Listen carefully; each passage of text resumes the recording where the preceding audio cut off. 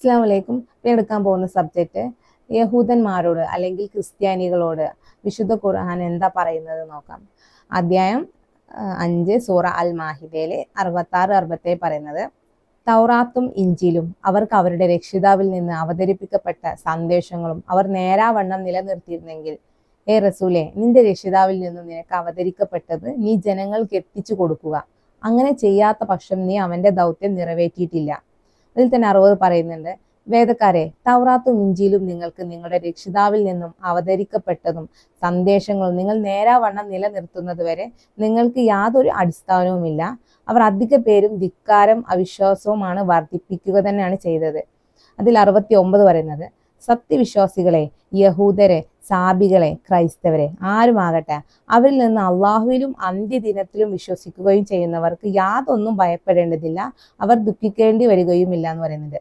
അപ്പൊ ഇവിടെ പറയുന്നുണ്ട്, ഏത് മതം ആയിക്കോട്ടെ, ഏത് ജാതി ആയിക്കോട്ടെ, ഏത് യഹൂദരെ, സാബികളെ, ക്രൈസ്തവരെ, ആരും ആകട്ടെ എന്നിവിടെ പറയുന്നുണ്ട്.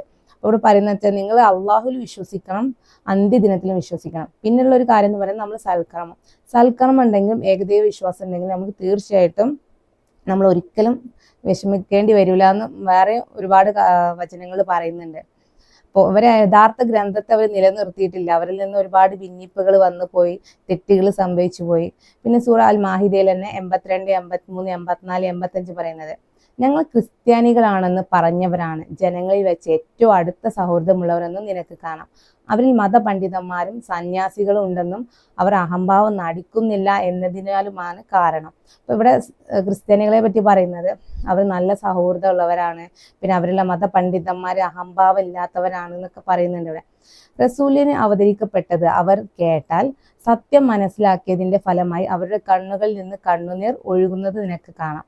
അവർ പറയും, ഞങ്ങളുടെ രക്ഷിതാവേ, ഞങ്ങൾ വിശ്വസിച്ചിരിക്കുന്നു, അതിനാൽ സത്യസാക്ഷികളോടൊപ്പം ഞങ്ങളെയും നീ രേഖപ്പെടുത്തണമേ. ഞങ്ങളുടെ രക്ഷിതാവ് സജ്ജനങ്ങളോടൊപ്പം പ്രവേശിപ്പിക്കാൻ ഞങ്ങളെ മോഹിച്ചു കൊണ്ടിരിക്കെ ഞങ്ങൾക്ക് എങ്ങനെ അള്ളാഹുവിൽ ഞങ്ങൾക്ക് വന്നു കിട്ടിയ സത്യത്തിലും വിശ്വസിക്കാതിരിക്കാൻ കഴിയുക? അങ്ങ് അവർ പറഞ്ഞത് നിമിത്തം അള്ളാഹു അവർക്ക് താഴ്ഭാഗത്തോടു കൂടി അരുവികൾ ഒഴുകുന്ന സ്വർഗത്തോപ്പുകൾ പ്രതിഫലമായി നൽകി. അവരതിൽ സത്യവിശ്വാസികളുമായിരിക്കുന്നു. അപ്പൊ ഇവർ ഈ യഥാർത്ഥ സത്യത്തെ നബി സല്ലല്ലാഹു അലൈഹി വസല്ലമക്ക് കൊണ്ടുവന്ന യഥാർത്ഥ ഖുർആന്റെ സത്യാവസ്ഥ അവർ മനസ്സിലാക്കിയിട്ടുണ്ടെങ്കിൽ തീർച്ചയായിട്ടും യഥാർത്ഥ സത്യത്തിലേക്ക് അവർ വരും ചെയ്യും. അവർക്ക് അള്ളാഹു സ്വർഗം കൊടുക്കും ചെയ്യുന്ന ഇവിടെ പറയുന്നുണ്ട്. സദ്വൃത്തർക്കുള്ള പ്രതിഫലം അത്രേ അത്. അവിശ്വസിക്കുകയും നമ്മുടെ തെളിവുകളെ തള്ളിക്കളയും ചെയ്തവരാരോ അവരാണ് അവിശ്വാസികൾ. അപ്പൊ അവർക്കാണ് നരകമുള്ളത്. അപ്പൊ യഥാർത്ഥ സത്യങ്ങൾ ഏത് ഗ്രന്ഥത്തിൽ നിന്നാലും നമ്മൾ മനസ്സിലാക്കാൻ ശ്രമിക്കുക. അസ്സലാമു അലൈക്കും.